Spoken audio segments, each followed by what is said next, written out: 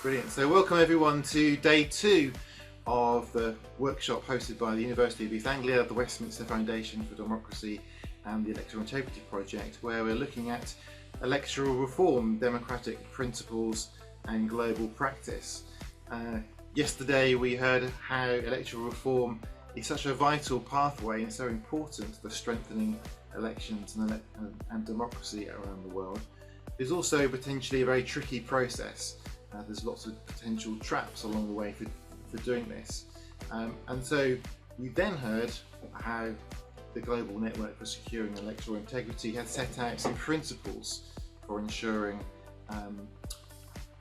good quality and democratic electoral reform processes.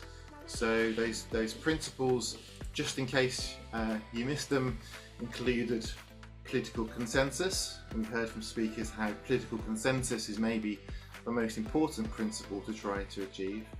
Transparency, inclusion, an evidence-led process, accountability, and also adequate timeframes. And if you missed the sessions yesterday, then have a look on the website. The document from the Genti network sets out those principles really clearly. And what we're now doing in the sessions today and tomorrow is then looking at specific countries. We're moving around the world. We've got different types of cases, different types of experiences to consider some of the research questions we set out, which was, well, to what extent are these principles actually followed around the world? And if they're not followed, then what are the barriers to them being followed? Are there some potentially good practices that can be learned that actually can help countries and decision makers keep on track to more fully follow those principles in the future? So today we have three panelists, 3 papers presenting on different countries. We will be covering India, Ghana and South Africa. So each presenter has up to 15 minutes to present their paper. You can also read that online, so do look at more detail there. And then we'll open it up, as I say, for Q&A and for comments and an open discussion from the audience. So we'll go in the order I set out on the programme. And so we're going to move, first of all, literally live to India, and Zaad Mahmood is an associate professor at the Presidency University in India, and he's going to look at the case of India. So Zaad, the floor is yours.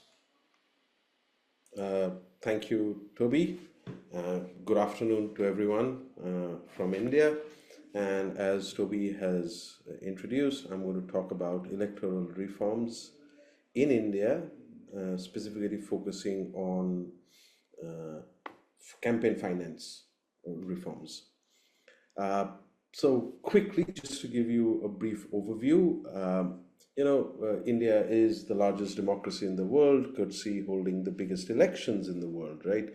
We have around 900 million voters, eligible voters, and elections happen all year through. So it could be the parliamentary elections at the federal level, then you have the assembly elections at the state level, then you have the local body elections, the municipal and rural body elections. So elections are in plenty. However, despite all the size and the sheer enormity of elections, India is afflicted by challenges of electoral integrity. It's not only limited to logistical challenges, but all studies of electoral integrity suggest that India performs really well when it comes to electoral management bodies, election laws. However, it performs really poorly when it comes to finance, election campaign finance, when it comes to media access. And corruption and violence, these are endemic to politics in India. My presentation today is going to focus on one specific electoral reform that was designed to improve accountability, transparency in electoral finance. However, it just had the opposite effect. And so we are going to discuss that case. So historically, there are three major organs or bodies which undertake electoral reforms in India. The most important, logically, is the institution of the parliament or legislature. Because we are a parliamentary system, it's the government. So the government and the legislature.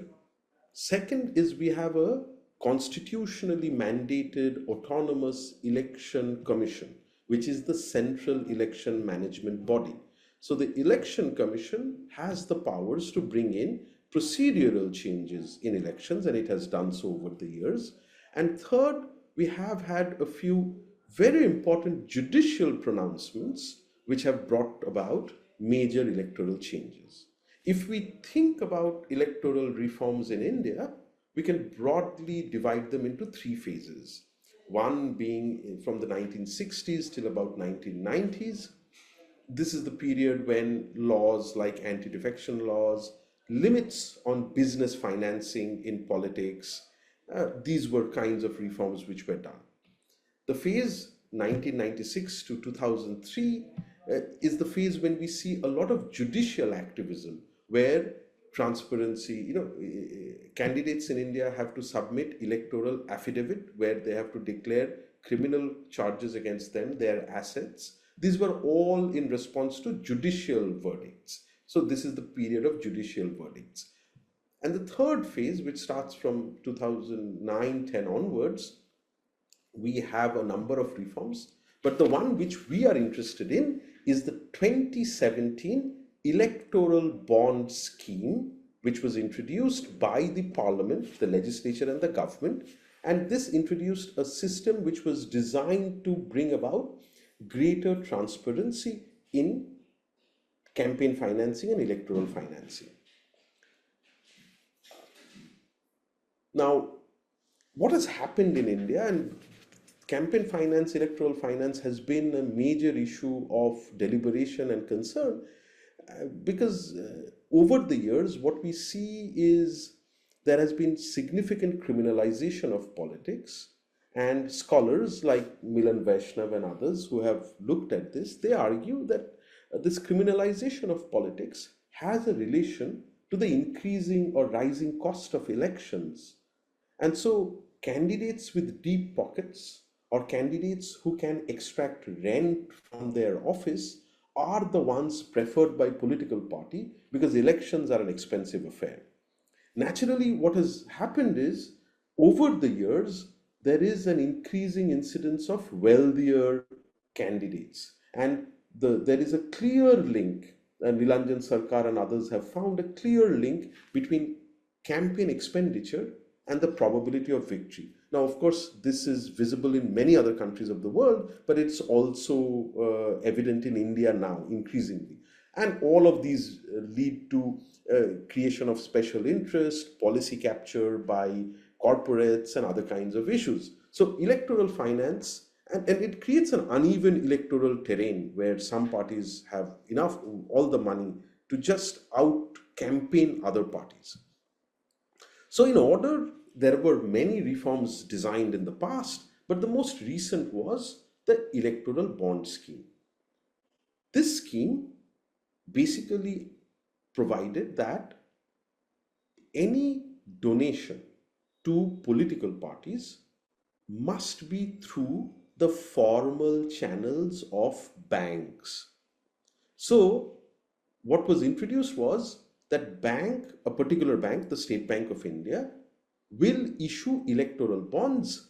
It could value from rupees 1,000, which is something around 12 US dollars, to 1 crore, which is like 10 million. And anybody who wants to give donation to political parties have to buy these electoral bonds, and then these bonds are deposited with the political parties. The political parties can encash them. So the entire idea was that the funding of political parties would be through the formal banking channel, which would improve accountability, transparency. Along with these, certain other changes were also introduced, like, earlier there was a cap that big corporations or businesses could not donate to political parties more than 7% of their profit. This was the previous. This cap was removed. Foreign companies were not allowed to fund Indian political parties. Now that cap was also removed given globalization, so many foreign companies. So all of these were introduced, and it was claimed that through this mechanism, the incidence of black money, unaccounted money, which funds political parties, that would reduce significantly. Now, the scheme, even though the government had the majority, it passed the law and it introduced the scheme, it was always surrounded by controversies. Critics of the scheme pointed out that the scheme did not provide for declaration of names of donors. The government on its part argued that in a polity like India, where you have dangers of retribution and you have weak institutionalization, protecting donor anonymity would be paramount to improve. But people are critique that it lacked transparency. Some people argued that this would lead to increasing corporate and business interest because now they can give money to political parties and nobody would be able to question it, and all of these concerns were there. Eventually, a civil society organization called the Association for Democratic Reforms and a political party, the Communist Party of India, Marxist, they went to the Supreme Court challenging the validity of the electoral bond scheme. The case went on for many years, and only in 2024, the Supreme Court, in a historic verdict, actually declared the scheme to be unconstitutional and violative of fundamental rights of citizens. So since 2024, the scheme is no longer in practice. Now, what did the Supreme Court argue? The Supreme Court basically pointed out that given that the scheme provided complete anonymity to donors, it was violation of the right to information, which is part of right to freedom in the Indian Constitution. Without knowing who is funding which political party, this would lead to undermining transparency in a democracy. Secondly, the Supreme Court also pointed out that given that the bank which issued these electoral bonds is a government-owned bank, it would lead to information asymmetry because the government or the party in government would have the information about all the donors and the money, which the opposition parties would not have. So it would lead to uneven level playing field in the sense of political. Third, the Supreme Court also pointed out, given that we have the data now, many corporates, many businesses, actually loss-making companies had given money to the parties in power, right? Some businesses actually paid money greater than their entire net worth, which signaled towards a kind of shell companies operating for political financing. And so, and journalists, brave journalists, and their reports pointed out how investigations against many businesses were stalled or halted after they had made fundings to the political parties. But these were all very secretive. It's only after the Supreme Court declared it unconstitutional that all of this information came out. So the Supreme Court also said that there was good enough reason to argue that quid pro quo arrangements had developed between parties in government and businesses. And finally, the court also pointed out that the amount of funding that went through the electoral bond scheme, one could find a clear pattern, and that pattern was it disproportionately benefited the incumbent parties. So parties in power, one or got most of the funding, where opposition parties did not get it. And so it created it impeded fair electoral competition. Now, come to think about this entire experience of electoral bond scheme in India, one thing becomes very clear, that the scheme was bound to fail given two fundamental problems.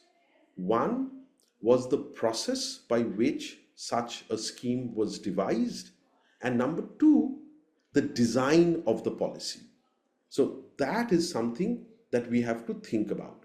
Now, going by the GNSEI principles of democratic electoral reforms, we know that any kind of electoral reform must follow or touch upon the six broad principles of consensus, transparency, inclusivity, evidence-based decision making, resource, and there must be allocation of resources and time frame, and there must be an accountability structure.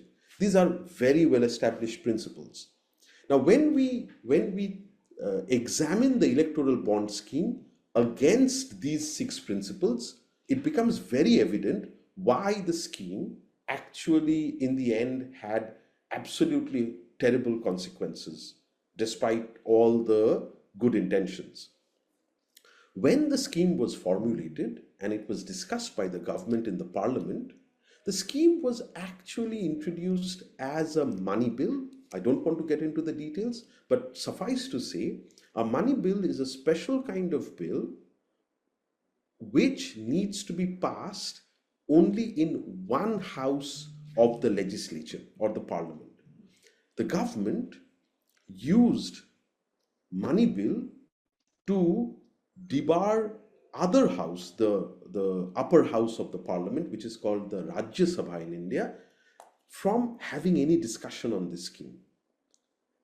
Even when, because a money bill is a finance bill, there was not the multi-party consultations, the various committees that are there in the parliament, these were all bypassed. So there was no effort to create a consensus. The law was passed hastily through a principle of majoritarianism. Number second, the anonymity of the donors, which was a condition of the electoral bond, and that removal of corporate disclosures. Corporates had to disclose where they whether they have funded any political parties or how much. Because of electoral bond scheme, that was also done away with. Both of these conditions actively undermined any semblance of transparency in electoral financing.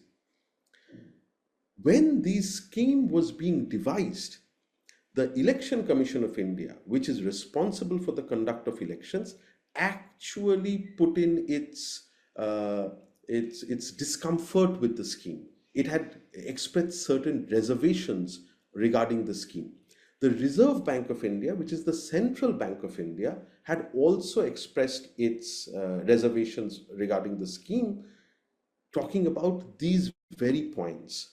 Yet, these very important stakeholders were completely ignored.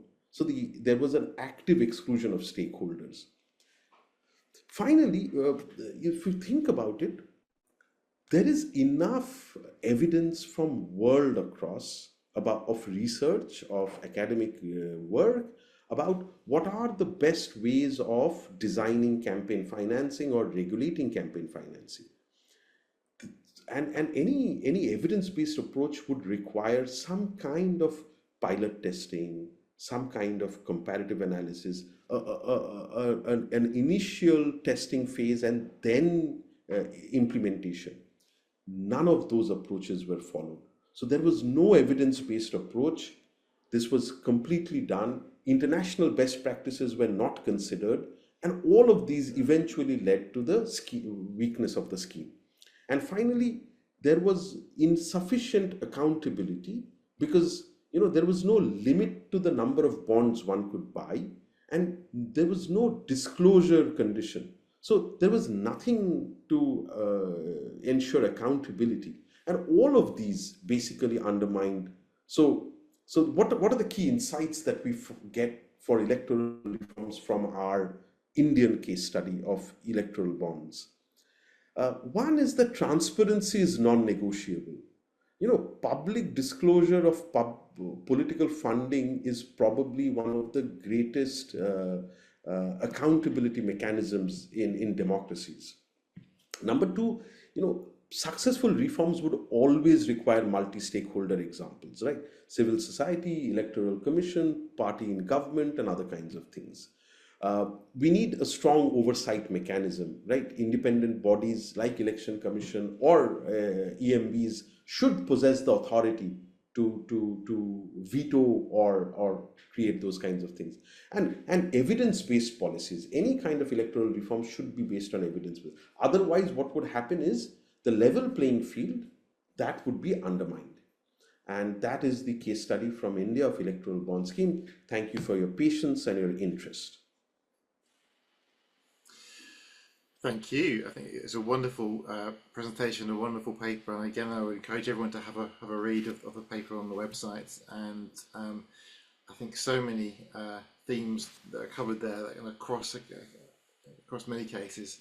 And what stands out for me is the dangers of introducing reforms in a majoritarian constitutional system, which I think when I come to the UK later on, it just strikes so many similarities.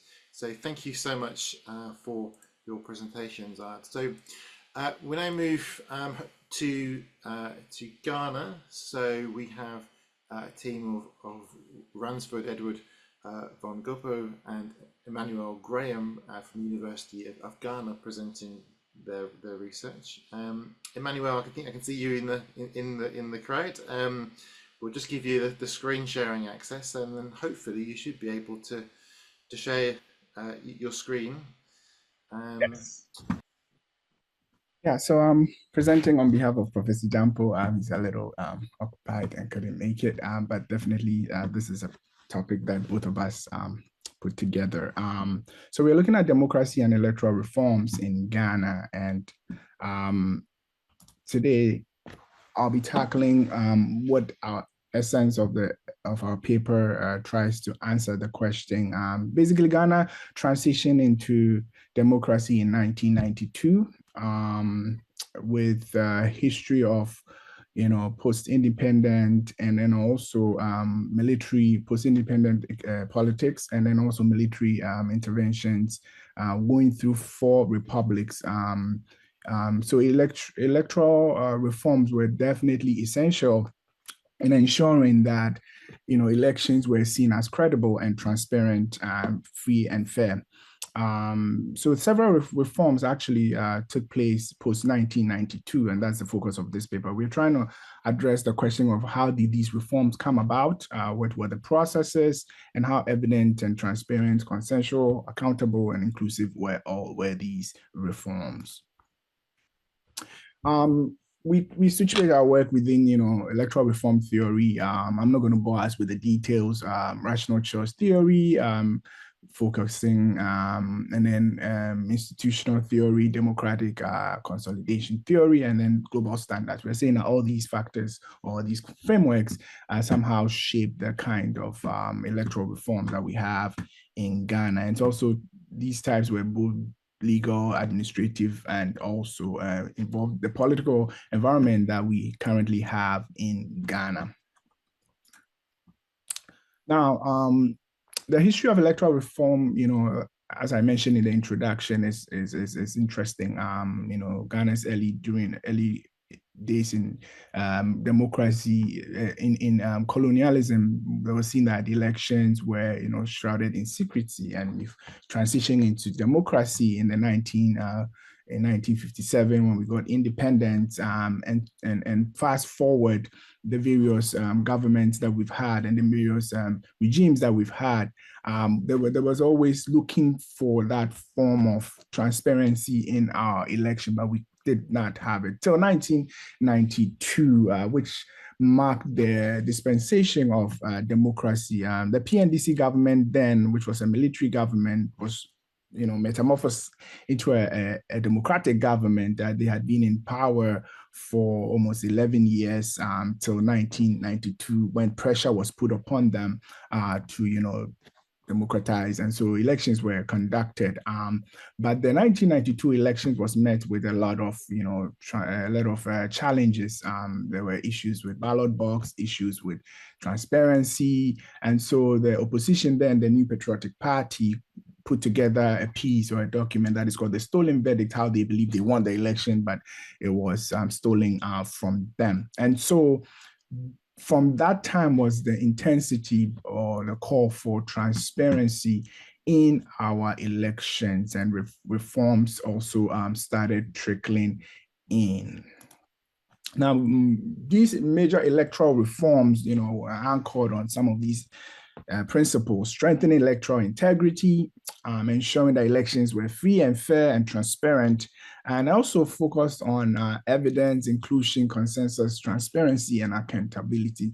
The issue at hand is that what was happening on the ground, the stolen verdict, and some of these allegations that the opposition leveled against the government, which again was a military government that had now become a democratic regime, was very, very suspicious. And so these elements, or these were important things we're looking for in electoral reform. So for this presentation, I'll be focusing on 5 of them. The first one is the establishment of an independent electoral commission. Then we'll also talk about the IPAC, which is an Inter-Party Advisory Committee, which was established in 1994. This was very influential and very important, a platform of inclusivity, bringing all political parties together with the Electoral Commission to express their discrepancies, to share ideas, and to adopt certain policies to make sure that elections were run successfully, and also transition from transparent to transparent ballot box. Initially, the ballot box were opaque. It was just a wooden box that you just slip in the election. There were allegations of stuffing and increasing votes and just dumping them. Nobody actually knew what was inside. The other aspect that was actually interesting was that they alleged that once you put this opaque box there, what if it's already full, with votes for the incumbent party? So the introduction of transparent ballot boxes was very fundamental or very important, and then there was also introduction of photo identity cards, biometric registration. So I'll just go into some of the details. So the number one is the creation of an independent electoral commission, which is something that has stood the test of time in Ghana's Fourth Republic. It was established by Act 451, and it was again post 1992, and in 1992 into the elections, and we see that the institution has definitely made very, very important marks over the years. The whole idea was to ensure that there's impartial electoral election management. The establishment of an independent EC provided unbiased electoral administration. So political parties, civil society group participated in a comprehensive discussion and defined the structures and the mandate of the Electoral Commission. So in 1993, the Commissions Act of Act 451 was formally created, and it created the Electoral Commission that ensured that elections were carried on up to today. So again, we are in the Fourth Republic since 92. Again, it's also subject to independent audit and review. It's not an autonomous body per se. It has checks and balances as well. The second one that I want to talk about is the role of the IPAC. Again, this is a very unique feature of Ghana's electoral reforms. The fact that various political parties can come together and collaborate and work together with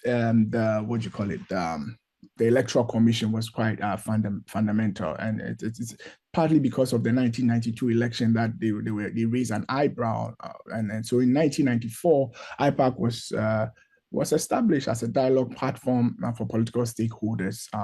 The exclusion or inclusion of discussion from electoral decision process resulted in widespread distrust and tension, especially the 1992 election. So creation of IPAD aimed to provide a platform where political parties could express their concerns, collaborate with parties. Political parties receive the chance to put forward reform proposals. Civil society organizations receive invitation to observe the proceedings. So EC review IPAC's recommendation before deciding on their inclusion. Even our recent election, 2024 election, you see IPAC featuring a lot, and political parties sometimes expressing their discrepancies of the way things are going. But the point is that this became a platform which is still in place where political parties can go and, be inclusive, feel that they are part of the election process, and to ensure transparency and accountability. The third one is a transition to a transparent ballot box. This was, again, the evidence was based on ballot stuffing concerns in 1992 election, the main election that brought most of these reforms, stakeholders consultation and pilot testing. And so we see that this now has come to stay, where when you're going to vote, it's no longer opaque, but transparent. You go. And this has come a long way, again, to ensure inclusivity and consensual transparency in the process of Ghana's election. The fourth one is the introduction of the photo identity cards. Initially, we just had your name and thumbprint on the voter's ID card. So at the end of the day, sometimes these issues where people were voting, disguised and voting for others, and so on and so forth. Electoral fraud was high, and so this called for where people's ID in terms of their face had to be on that, and even not just that, you see that we moved on to biometric cards, not just photo identity cards. And so there's been a lot of progress in that. Public education and campaign to give awareness was done, and political party observers ensured that this was also done successfully. So the next one is the biometric voter registration. This was introduced in the 2000s. Again, most of these reforms, specifically this one, it always concerns out of previous elections. So you could say that Ghana's electoral reform has always been somehow progressive with time. Again, to ensure that everybody is uniquely verified by thumbprint scanning. And then the principle of no verification, no vote policy was also introduced, which means that you had to go through the biometric verification process before you could vote. Public verification of voter registration was also introduced. Now, this particular election in 2012, Ghana's election was taken to court by the opposition MPP, and that also brought a lot of recommendation. In fact, the Supreme Court's ruling ruled in favor of the candidate that had won the election, which was then the incumbent NDC President Mahama, but they did not shy away from calling for electoral reform. So we see consultation with 38 stakeholders, which resulted in 25 electoral reform proposals being presented to the EC on November 2013.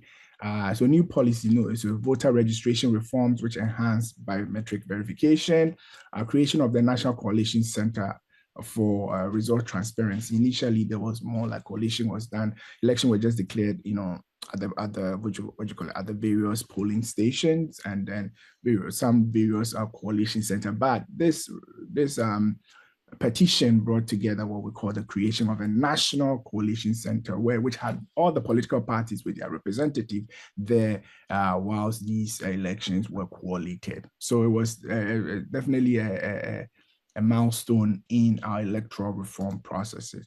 However, we just had elections in 2024, and there are still some challenges. And here we examine a few of them: examination of Ghana's democratic strength, some of the successes of the reforms, and we also talk about a few persistent challenges. And one of them is the voter registration issue. So biometric verification failure led to disenfranchisement disenfranchisement of some people. We've had a report on that, and there are instances where elderly people could not physically and physically impaired voters face difficulties with some of these voter registration. Delays in phase of verification caused a long time wait. So eventually they voted, but the machine kept malfunctioning, and so sometimes voter registration issues were pointed out. The Electoral Commission autonomy raises concern. Remember that the Electoral Commissioner is appointed as a politically appointed by the president. So we saw that in 2016, when the opposition won the party, there was levels of allegation for that Electoral Commission, Madame Charlotte, I'll say, and they took it to the Supreme Court.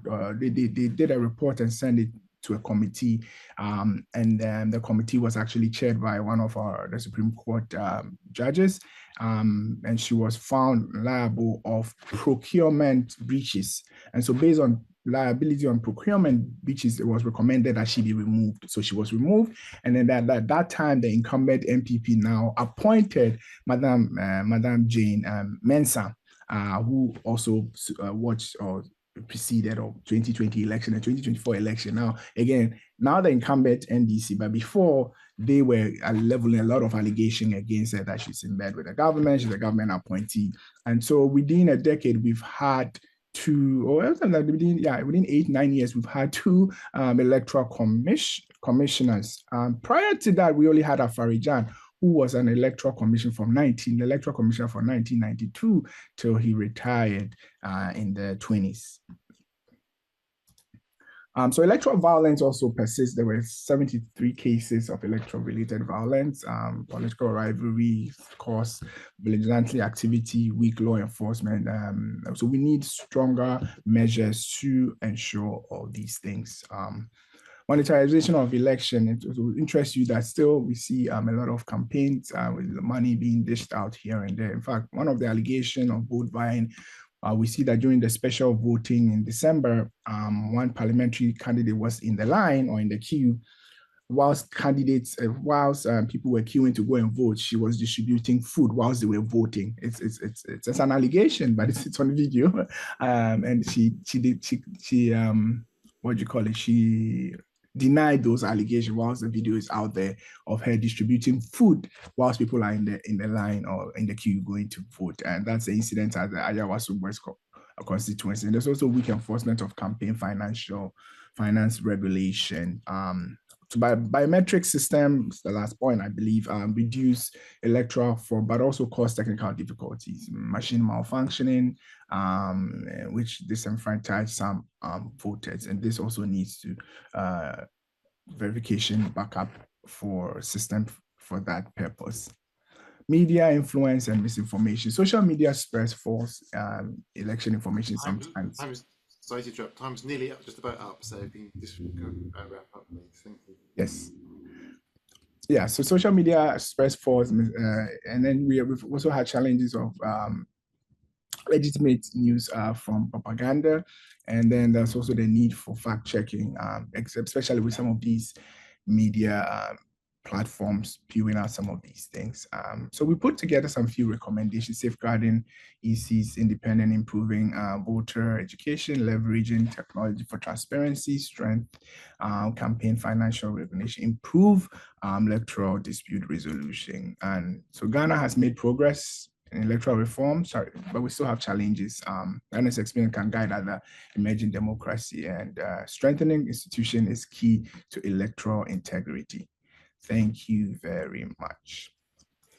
That's great. Thank you so much. So many interesting aspects there. So many reforms that have obviously been undertaken, and some parallels there also in terms of the role of the judiciary in being involved in the electoral reform process. So thank you for your presentation. And as ever, the papers on the website, so do have a look there for more information. We now move to South Africa. We're very lucky to have Dirk Kotze presenting from the University of South Africa on the case over there. So the floor is yours for 15 minutes, please. Thank you very much, Toby, and also those of you who are part of this discussion. Is the presentation visible? No, not at the moment. Not yet, no. Okay. Let me then just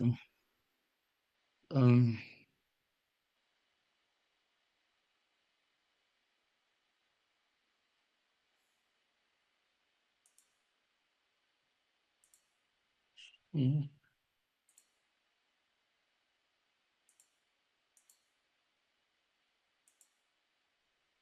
It shows a camera off sign. Ah, here we go.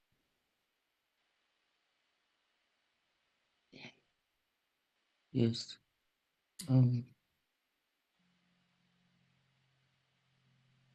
It's visible now. Good. Thanks very much. Unfortunately, I don't know what the problem with the camera is, but I would continue. That's the only option that we have. My topic for the chapter and the presentation is democratic electoral reform in South Africa. And it's going to be focusing on one specific component of electoral reform.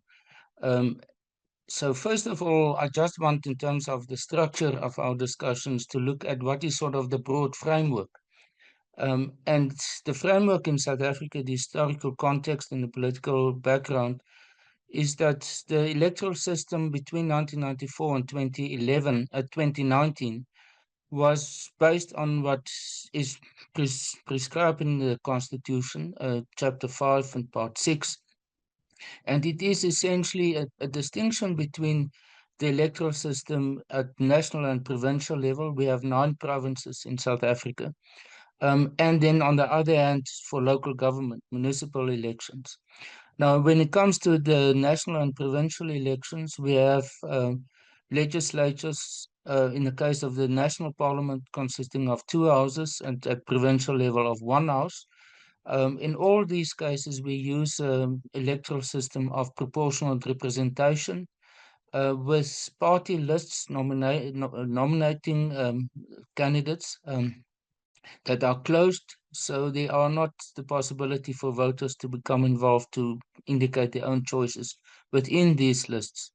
At local government level, we have a combination of 50% is exactly the same proportional representation with closed or fixed lists, and the other 50% are those of individual representatives representing wards, therefore constituencies. So in terms of the two or the 3 spheres of government, 2 are the same, and then at local level it is different.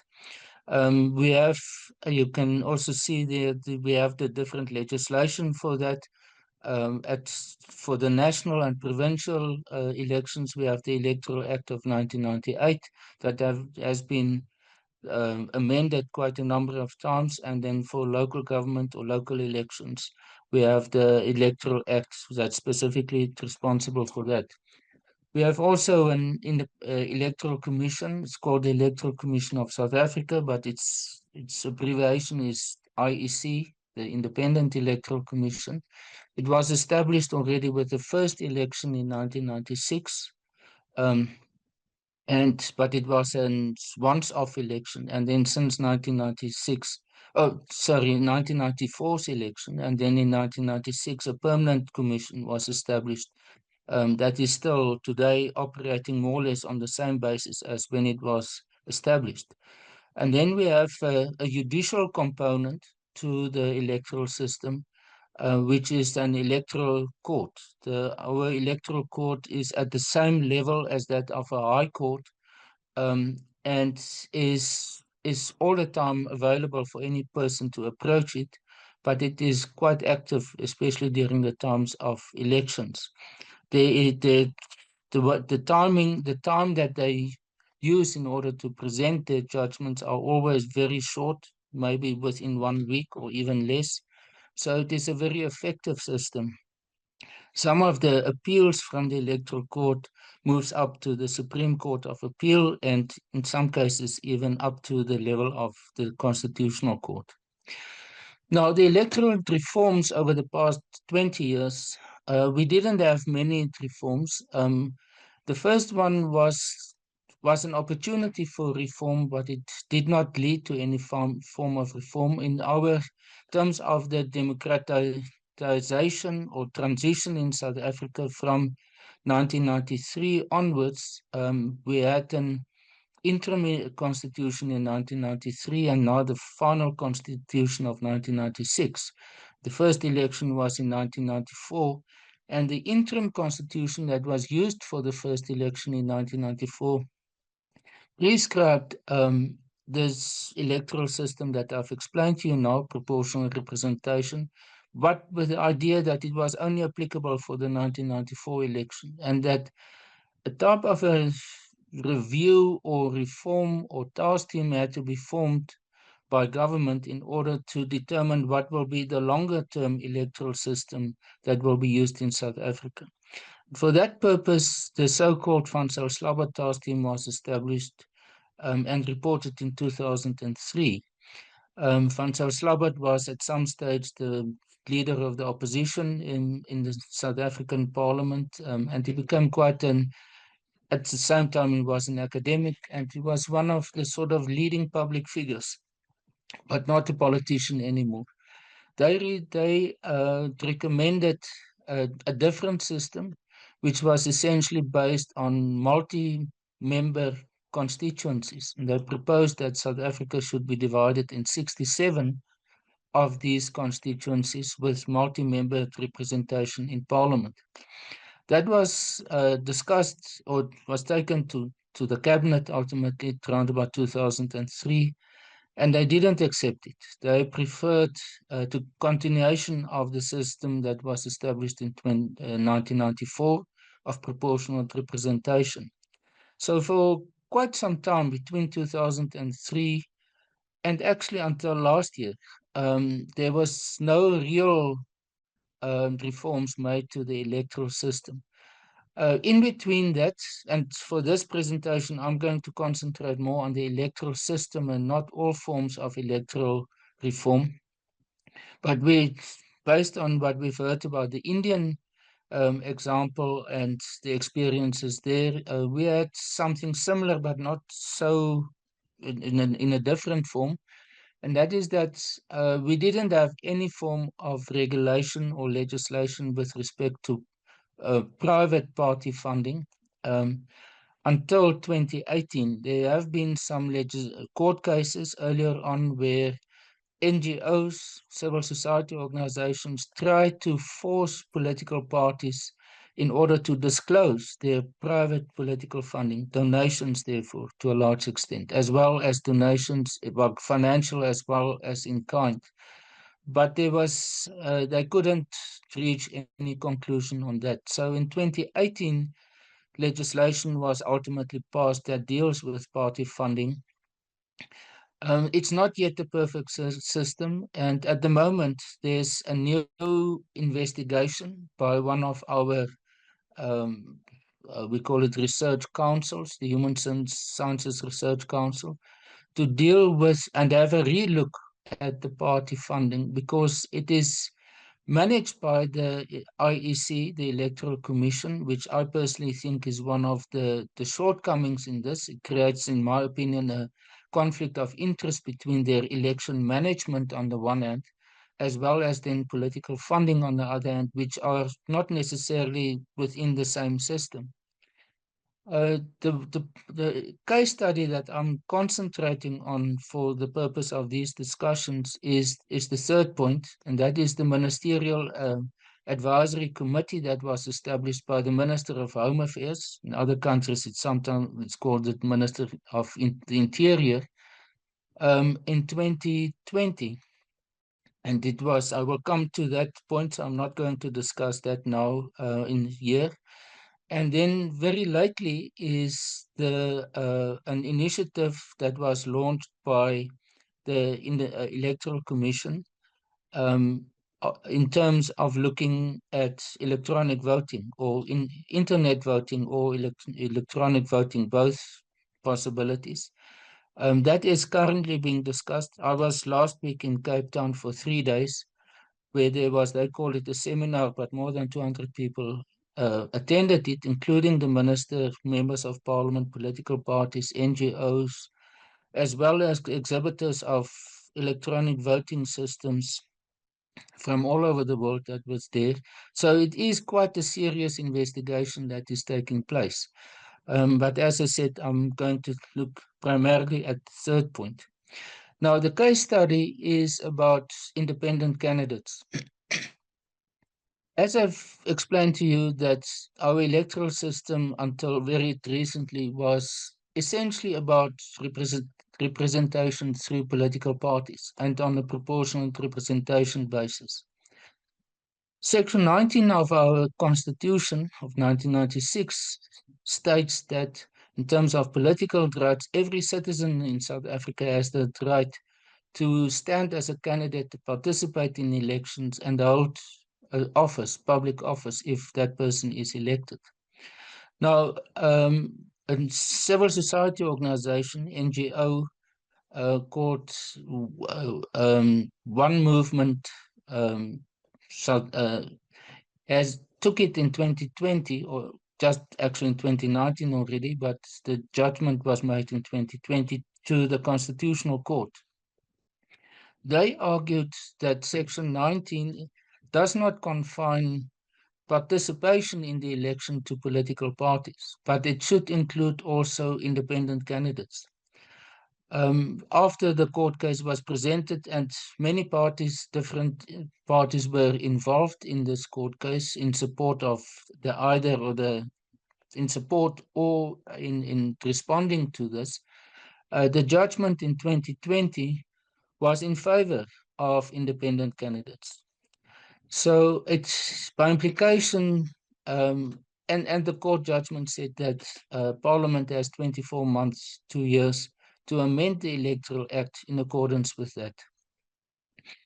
So what the immediate response to that is that the Minister of Home Affairs in South Africa then appointed a ministerial advisory committee consisting of non-politicians. No persons from the political parties or members of parliament were involved, but a combination of persons of the Electoral Commission, academics, researchers, and other sort of persons with knowledge about electoral systems were there. It was not a big committee, but 9 or 10 members.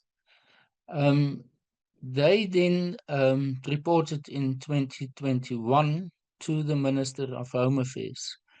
The minister then, and there were two sets of opinions, a majority and a minority opinion, in the report of this ministerial committee.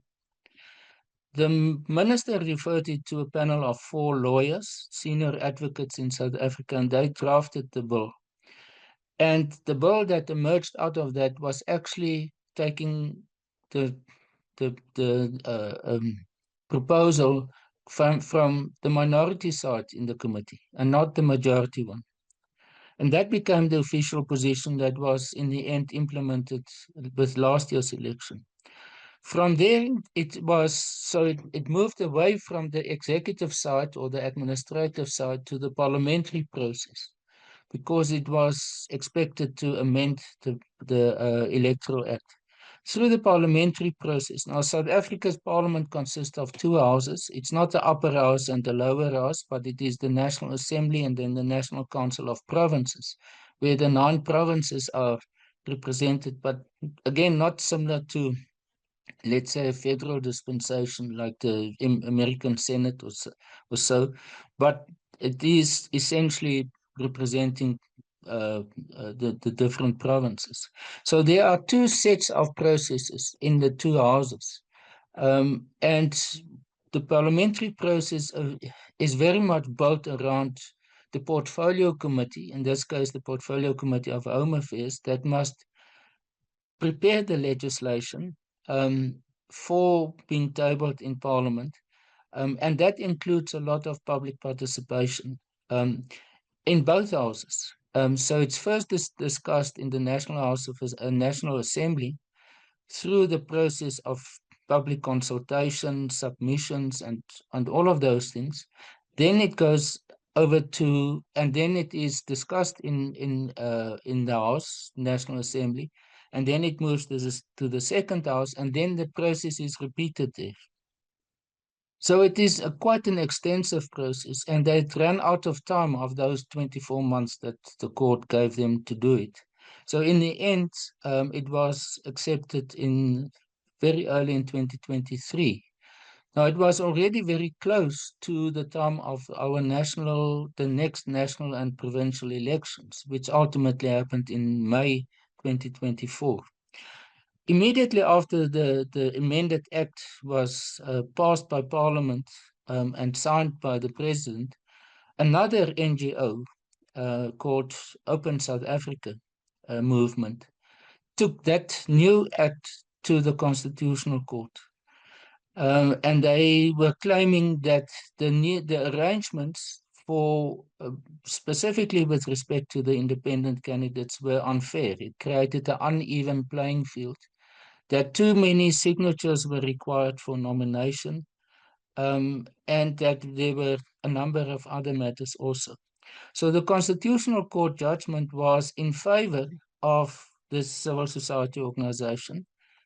But because it was so close to the national and provincial elections, they themselves, as a court, as part of the judgment, included an arrangement that would apply to that election, but then with understanding that it will be applicable for 24 months.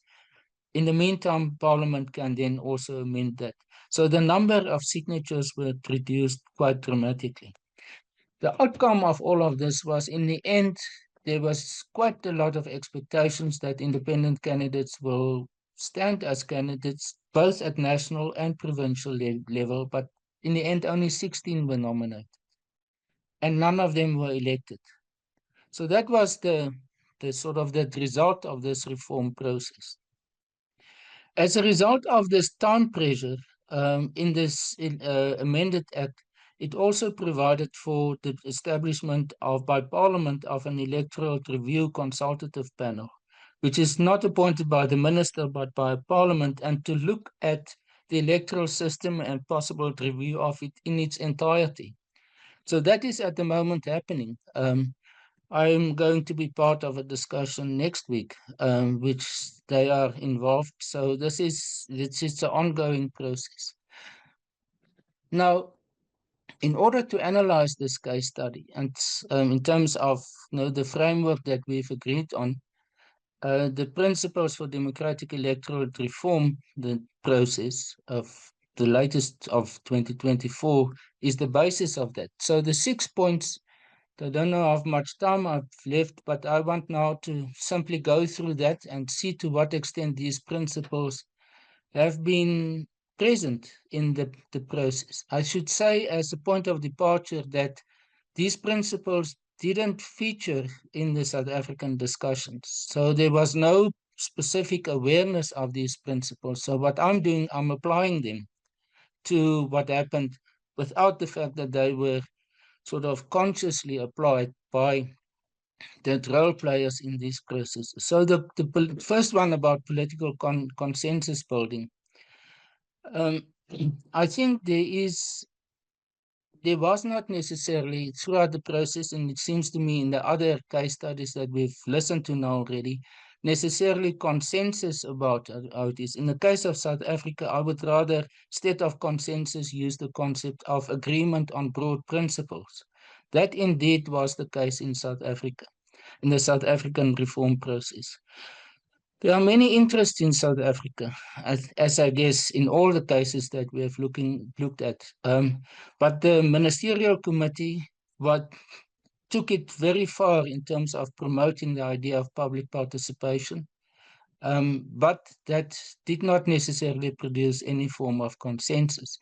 So the public participation was rather a form of, I would argue, inclusivity of ideas, not necessarily consensus. At the same time, I mentioned that the report of the Ministerial Committee produced two reports within it. the majority and the minority one, and that the minority one was ultimately the basis for the new legislation. With respect to the parliamentary process, also, I don't think one can say there was consensus. There was more of a consensus between the different political parties, but there was not consensus between the parties and civil society. And as I mentioned, these two constitutional court judgments, that in a sense reflects that. The second principle about transparency of the reform process itself, both the court cases as well as the arguments that were presented about all these matters all happened in public. So I think from that point of view, one can say there was quite a high level of transparency. The judgments by the Constitutional Court, both judgments, became the basis of public participation in both the Ministerial Committee as well as the parliamentary processes. If one looks at the role of the media was involved in or able to report on all the processes that happened in terms of all the different steps. It did not necessarily mean that they always was very much involved in reporting or that was at a high level. But at some specific moments, like for example, at the court judgments or when there were specific parts of discussions in the parliamentary process, then it was quite visible in the media also. The third principle about that it is inclusive reform process. I would say if one have an overarching look at it, then it was a combination of a consultative process as well as a centralized one. It's a combination. The public participation and the submissions, I would say, was part of the consultative. Also, to a large extent, the parliamentary committees, because the portfolio committees are multi-party committees. It's not dominated by just the governing or the majority party. Where it became more centralized and where there was also less transparency involved was with the ministerial committee, its internal discussions, as well as the drafting process of the bill, which was to a large extent very much a sort of a centralized one, and which didn't include everyone except those who drafted the bill. The last slide is about that this process, to what extent was it informed by evidence? The ministerial committee's submissions that they received from research bodies, think tanks, and other institutions very much included expert evidence. I was myself involved in one of them, and we had experts from Denmark, from Germany, from Ireland, and from a number of other countries that came or that appeared as inputs to those discussions that went and were then submitted to the ministerial committee. When it is about evidence, I think because we work in a political environment, what we are talking about, whether it's elections, whether it's political parties, all those, it's in the end, it's in a political environment that it takes place. So I think it's difficult to say that everything was in the last instance guided by evidence or by research. Especially with some of the public participation events that some of them I attended. Very often the civil society organizations were not very much focused on the issues of, for example, the ministerial committee or even parliament, but saw it as an opportunity to air or to present their own issues. And very often it were issues that were hardly relevant for election matters, but they saw it as an opportunity for public participation in general. And very often it become emotive, ideological, and so forth. The same, as I said, applied also to the parliamentary debates. Media played a very important role in socializing the reform ideas. But as I said earlier on already, it wasn't at a consistent level. Especially during the time of the court cases, there was a lot of information provided, and then at some moments in the parliamentary process also. Well, the fifth point about accountable structures, I think the fact that it went so much during the through the parliamentary process automatically provided an accountability structures, and those structures of parliament became also applicable to the structures and procedures for the electoral reform in terms of public inputs and scrutiny. When we look at the courts, the role that the courts played in it, they are obviously not, in South Africa at least, not publicly accountable. They are indirectly accountable to Parliament. We have, for example, a Judicial Service Commission. Courts are accountable to them, but for only their conduct, not their judgments. The judgments, that's where the independence of the courts are. Sorry, David, can I just ask you just to wrap Yes. up shortly? Thank you. Yes. Okay, so I think in general, therefore, it's the report or the analysis, I think, has a mixed record, of some of the principles being very prominent in the process, and then in other instances, for example, when it comes to the evidence-based and accountability matters and so on, that it is maybe less prominent in it. So it's not, I don't think one can therefore say the South African case study is in all respects sort of an example of these principles. But on the other hand, it's not a violation, it's not a deviation from these processes also. So that's why I would say it's a mixed result that we can see in this case. Thank you. Thank you so much. Such a wonderful and so deep.